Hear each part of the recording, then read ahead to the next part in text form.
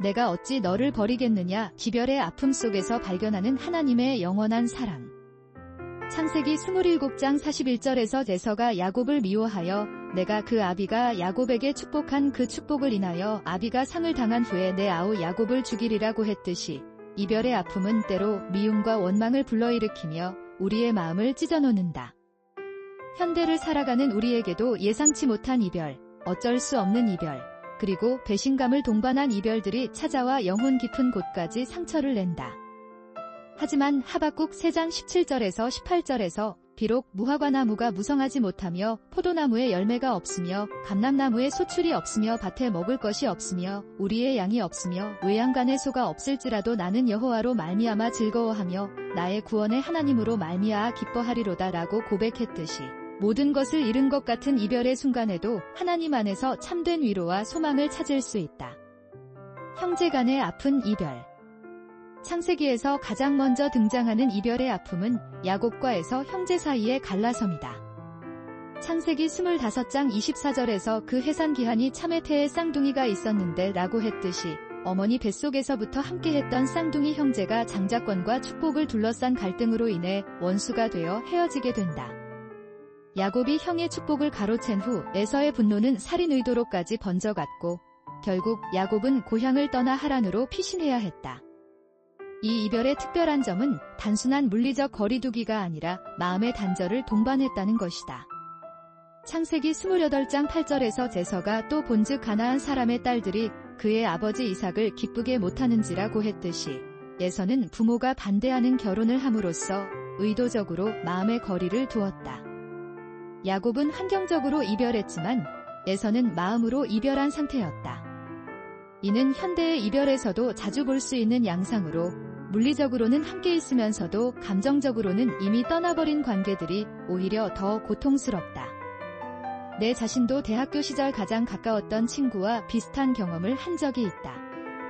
어린 시절부터 형제처럼 지냈던 친구였는데 같은 사람을 좋아하게 되면서 관계가 틀어졌다. 서로 상처를 주고받은 말들, 믿음에 대한 배신감, 그리고 무엇보다 이 사람이 진짜 나를 이런 식으로 생각했구나 하는 깨달음이 가장 아팠다. 야곱과 에서처럼 우리도 한동안 서로를 피했고 만나더라도 예전 같지 않은 어색함이 흘렀다. 창세기 28장 10절에서 자곱이 브엘세바에서 떠나 하란으로 향하여 가더니 라고 했듯이 야곱은 홀로 낯선 길을 떠나야 했다. 돌을 베개 삼아 잠들어야 하는 그 밤의 외로움과 불안감은 어떠했을까? 하지만 바로 그 순간 하나님께서는 꿈을 통해 나타나셔서 내가 너와 함께 있어 내가 어디로 가든지 너를 지키며 너를 이끌어 이 땅으로 돌아오게 할지라 내가 내게 허락한 것을 다 이루기까지 너를 떠나지 아니하리라고 약속하셨다. 선택이 가져온 이별의 무게. 아브라함과 롯의 이별도 창세기에서 중요하게 다뤄지는 또 다른 이별의 이야기다. 창세기 13장 8절에서 아브람이 롯에게 이르되 우리는 친족이라 나와 너 사이에나 내 목자와 내 목자 사이에 다툼이 없게 하자 라고 했듯이 이들의 이별은 미움이나 배신이 아니라 현실적 필요에 의한 것이었다. 하지만 그렇다고 해서 이별의 아픔이 덜한 것은 아니었다. 롯은 자신의 눈에 좋아 보이는 소돔과 고모라 쪽을 선택했지만 그 선택이 결국 그에게 큰 시련을 가져다 주었다. 창세기 13장 13절에서 소돔 사람은 여호와 앞에 악하며 죄가 심히 무거웠더라고 했듯이 겉보기에 좋아 보이는 것이 항상 최선의 선택은 아님을 보여준다. 나는 직장을 옮기면서 비슷한 경험을 했다. 더 나은 조건과 전망을 위해 오랫동안 함께 일했던 동료들과 이별해야 했다.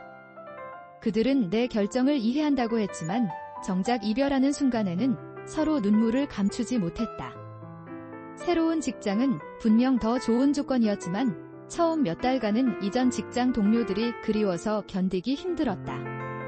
아브라함도 롯을 보내면서 비슷한 마음이었을 것이다.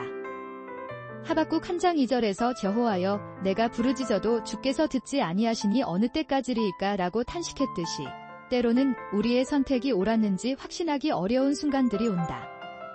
이별 후에 찾아오는 후회와 그리움, 그리고 과연 내가 올바른 선택을 한 것일까 하는 의문들이 마음을 괴롭힌다. 배신감을 동반한 이별. 창세기 37장에서 요셉이 형들에게 팔려가는 장면은 가족 내에서 일어나는 가장 잔혹한 형태의 이별을 보여준다. 창세기 37장 4절에서 그 형들이 아비가 형제들보다 그를 사랑함을 보고 그를 미워하여 그에게 평안하다 말할 수 없었더라고 했듯이 부모의 편애가 불러온 형제간의 갈등은 결국 돌이킬 수 없는 이별로 이어졌다. 요셉에게 이 이별은 단순한 헤어짐이 아니라 생존의 위협과 절망적인 미래에 대한 두려움을 의미했다. 내가 가장 힘들었던 이별도 배신감을 동반한 것이었다. 오랫동안 사귀었던 연인이 다른 사람과의 관계를 숨기고 있었다는 사실을 뒤늦게 알게 되었을 때의 충격은 말로 표현하기 어려웠다. 단순히 헤어지는 것이 아니라 그동안 믿었던 모든 것들이 거짓이었다는 깨달음이 더 고통스러웠다. 마치 요셉이 형들의 진짜 마음을 알게 되었을 때처럼 사랑한다고 생각했던 사람의 진짜 모습을 발견하는 것은 이별 자체보다 더 큰 상처를 남긴다. 하박국 1장 13절에서 주께서는 눈이 정결하심으로 악을 참아보지 못하시며 패역을 참아보지 못하시거늘 어찌하여 거짓된 자들을 참아보시며 라고 했듯이 배신당한 상황에서는 하나님께 대한 원망과 의문도 함께 생긴다. 왜 이런 일이 일어나도록 허락하셨는가? 왜 거짓된 사람이 형통하게 사는가? 와 같은 질문들이 마음 깊은 곳에서 올라온다. 죽음이라는 피할 수 없는 이별. 창세기에서 다뤄지는 또 다른 형태의 이별은 죽음을 통한 것이다. 창세기 23장 2절에서 사라가 가나안 땅 헤브론 곧 기랴사르바에서 죽음의 아브라함이 와서 사라를 위하여 슬퍼하며 애곡하니라고 했듯이 아브라함은 평생의 동반자였던 아내 사라와 죽음으로 이별해야 했다. 이는 누군가의 잘못이나 선택 때문이 아닌 인간의 한계로 인한 이별이다. 할아버지께서 돌아가셨을 때의 일이 아직도 생생하다. 어린 시절부터 나를 무척 아껴주셨던 분이었는데 병원에서 마지막 숨을 거두시는 모습을 지켜보는 것은 견디기 힘든 경험이었다. 아브라함처럼 나도 할아버지를 위해 슬퍼하며 애곡했다. 그때 가장 힘들었던 것은 다시는 볼 수 없다는 현실이었다. 다른 형태의 이별과 달리 죽음으로 인한 이별은 되돌릴 수 없는 절대적인 것이기 때문이다. 창세기 5장 24절에서 제녹이 하나님과 동행하더니 하나님이 그를 데려가심으로 세상에 있지 아니하니라고 했듯이 성경은 죽음도 하나님의 섭리 안에서 일어나는 일임을 가르친다. 하지만 그것이 남겨진 자들의 아픔을 덜어주지는 않는다. 오히려 그 아픔을 통해 우리는 인생의 유한함과 소중함을 더 깊이 깨닫게 된다. 하나님과의 관계에서 경험하는 이별감. 하박국서는 특별히 하나님과의 관계에서 느끼는 이별감을 다룬다. 하박국 1장 2절에서 여호와여 내가 부르짖어도 주께서 듣지 아니하시니 어느 때까지리이까 내가 강포를 인하여 외쳐도 주께서 구원치 아니하시나이다 라고 탄식했듯이 하나님께서 침묵하시는 것처럼 느껴지는 순간들이 있다. 이는 인간관계에서의 이별과는 다른 차원의 고통이다. 신앙생활을 하면서 가장 힘들었던 시기 중 하나가 하나님의 침묵을 경험했던 때였다. 간절히 기도해도 응답이 없는 것 같고 성경을 읽어도 마음에 와 닿지 않았다. 교회에 가서 예배를 드려도 형식적으로만 느껴졌다. 마치 하나님께서 나에게서 멀어지신 것 같은 이별감을 경험했다. 하박국처럼 왜 응답하지 않으시는가? 왜 악한 자들이 의로운 자들보다 형통한가? 라는 질문들이 끊임없이 마음속에서 맴돌았다. 하지만 하박국 2장 4절에서 의인은 믿음으로 살리라고 하신 말씀처럼 때로는 느낌이나 감정을 넘어서 믿음으로 견디어야 하는 시기가 있다. 하나님의 침묵이 하나님의 부재를 의미하는 것은 아니며 우리가 느끼는 이별감이 실제적인 이별을 의미하는 것도 아니다. 이별 후에 찾아오는 새로운 만남. 창세기 28장에서 야곱이 하란에 도착했을 때 그는 라헬을 만났다. 창세기 29장 18절에서 야곱이 라헬을 사랑함으로 라고 했듯이 이별의 아픔 속에서도 새로운 사랑과 만남의 가능성은 열려 있다. 야곱에게 에서와의 이별은 고통스러웠지만 그것이 라헬과의 만남으로 이어졌다. 몇 년 전 큰 이별을 경험한 후 나는 한동안 새로운 관계에 대해 마음을 닫고 살았다. 다시 상처받을까봐 또다시 배신당할까봐 두려웠다. 하지만 시간이 지나면서 새로운 사람들을 만났고 그들과의 관계 속에서 점차 마음을 열어갔다. 이전의 이별이 가져다준 상처와 성숙함이 새로운 관계를 더 깊고 의미 있게 만드는 밑거름이 되었다.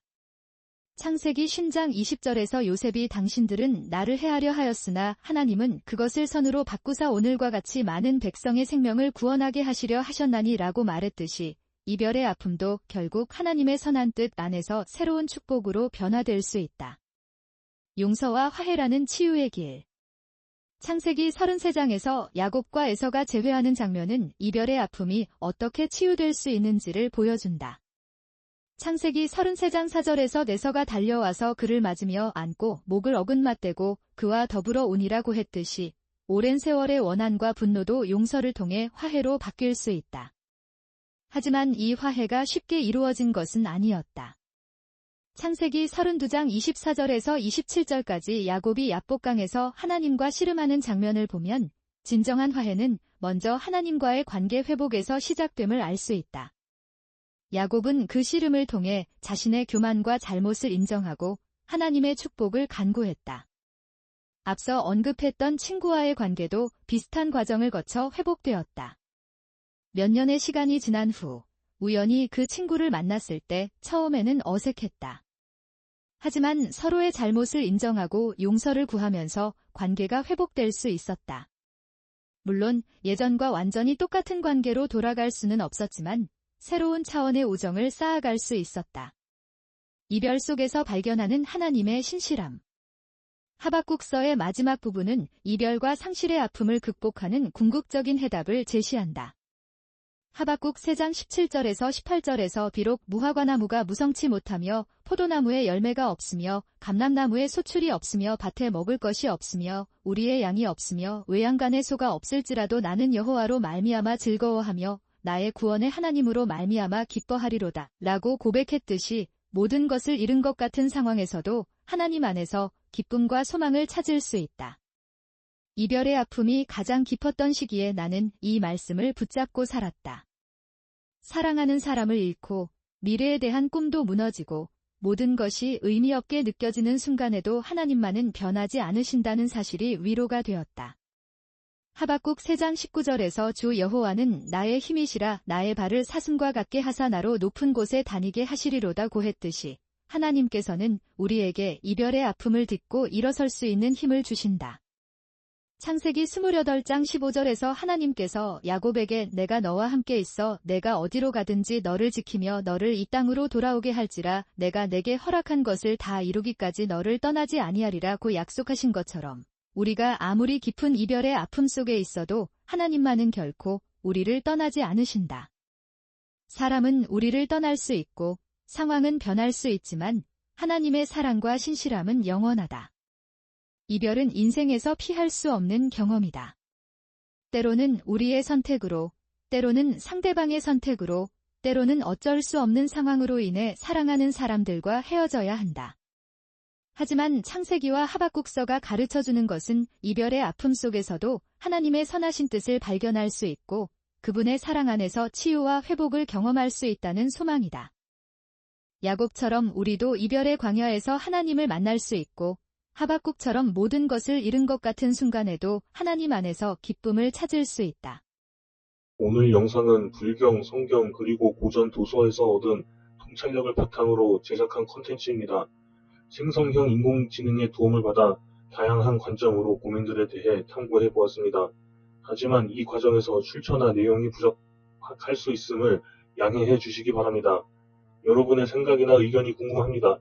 이 주제에 대해 어떻게 느끼셨는지 댓글로 남겨주시면 감사하겠습니다.